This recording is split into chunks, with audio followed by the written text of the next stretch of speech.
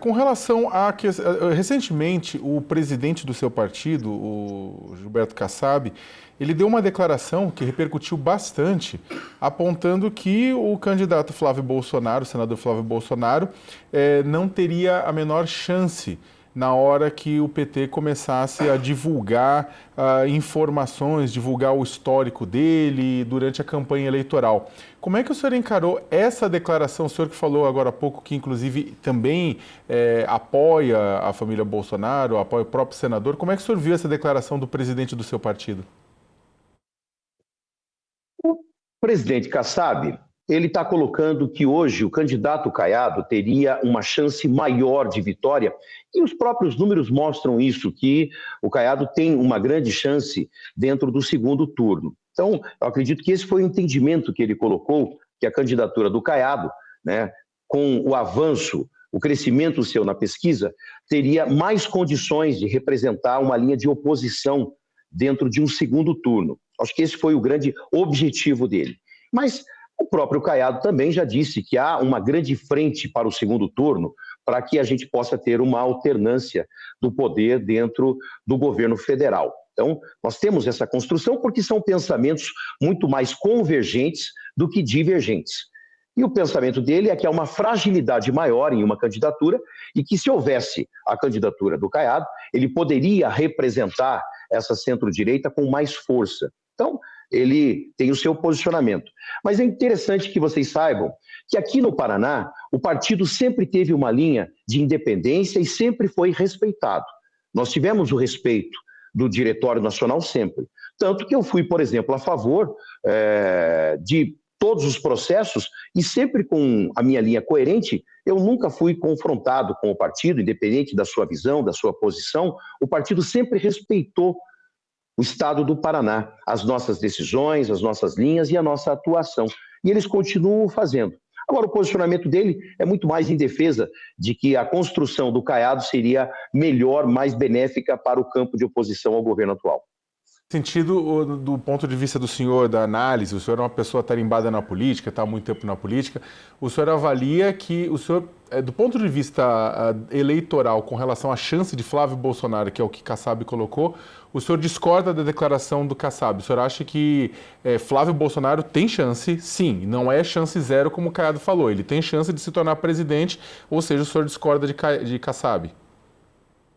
Eu entendo que nós vamos buscar ter uma mudança de governo federal. Acho que esse é o desejo meu e de muitos paranaenses. E a construção disso vai se dar agora na campanha. Ele está fazendo a avaliação de que o nome do Caiado seria um nome importante e mais forte para um segundo turno.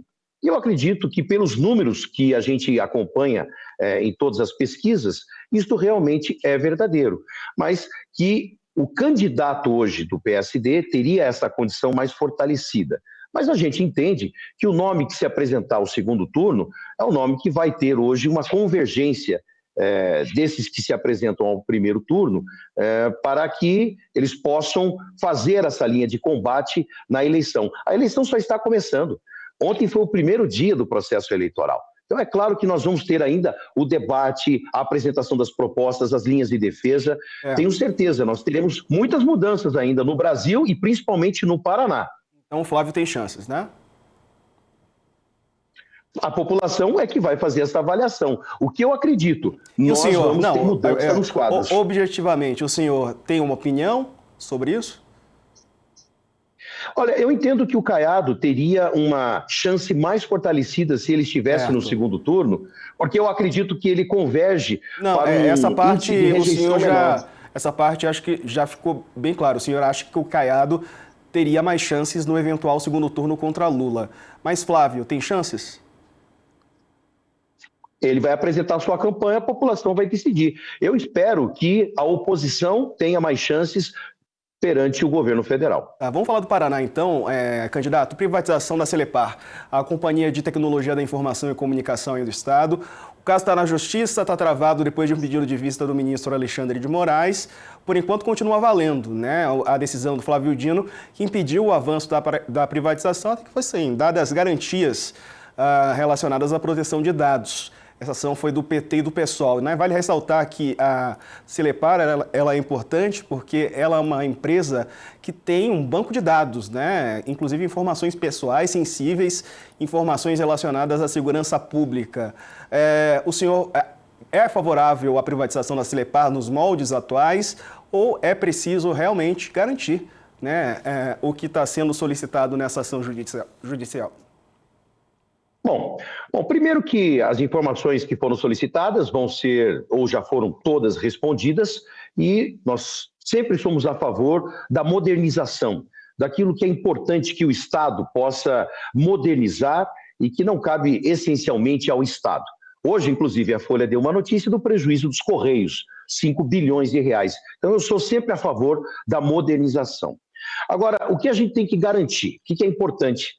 Nós temos a Lei Geral de Proteção de Dados, que garante a proteção dos dados. E no meu entendimento, independente desta modernização, o data center tem que ser soberano. Nós temos que colocar as informações dentro da soberania nacional. Não devido a uma empresa, nem a empresa A, nem a empresa B, mas sim os próprios governos. Eles estão procurando se defender. Todos. Esse é um assunto global, não é só Celepar. É um assunto que está hoje na discussão mundial. Eu entendo que um data center soberano dentro do território para garantir a proteção de dados dentro de qualquer interesse internacional, isso se faz necessário e eu vou fazer. Fora isso, você defender a proteção dos dados dos paranaenses, eles vão estar absolutamente seguros. Não vou abrir mão disso. O resto é modernização. Eu estou lembrando aqui disso aqui, ó. Telefonia. Eu sou da época que a gente tinha que fazer ligação em telefone público chamado orelhão, que a gente comprava a linha de telefonia, que a gente, inclusive, colocava no imposto de renda o telefone. E, à época, esses mesmos partidos que você acabou de citar, que hoje impedem a modernização, eles foram contra as telecomunicações terem a sua modernização. E hoje eles se utilizam dela. E se a gente não tivesse tido isso, provavelmente nós estaríamos ainda num processo muito atrasado. Então, a discussão é a mesma, de formas semelhantes, mas essa é a discussão. Nós entendemos que há a modernização, como teve a modernização dentro das telecomunicações, e hoje você não vê ninguém mais ligando de orelhão. As pessoas têm hoje uma comunicação muito mais eficiente. E o Estado não vai conseguir acompanhar hoje as tecnologias que estão presentes em ferramentas e empresas gigantes. O próprio Poder Judiciário hoje, ele adquire ferramentas destas empresas e não de uma empresa pública. Não cabe ao Estado trabalhar com isso. Cabe ao Estado assegurar realmente os dados. Isso eu vou fazer e não vou abrir mão. Candidato, os outros dois, os seus concorrentes que tiveram aqui, os dois se queixaram muito de uma política que o seu governo tocou, que foi a privatização da Copel, a empresa de energia.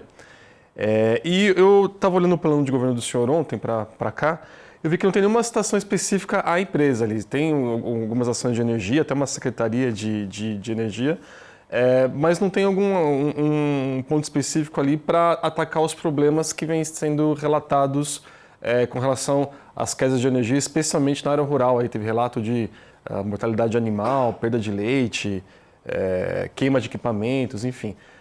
Com essa privatização, os problemas surgiram aí, tem esses relatos. O que o senhor vai fazer com relação à Copel e que instrumentos o governo tem para melhorar o serviço depois da privatização que vocês fizeram? A exigência do cumprimento do contrato. Nós também modernizamos. E aqui é importante a gente restaurar a verdade. Já que eles se apresentaram, agora nós vamos apresentar a verdade.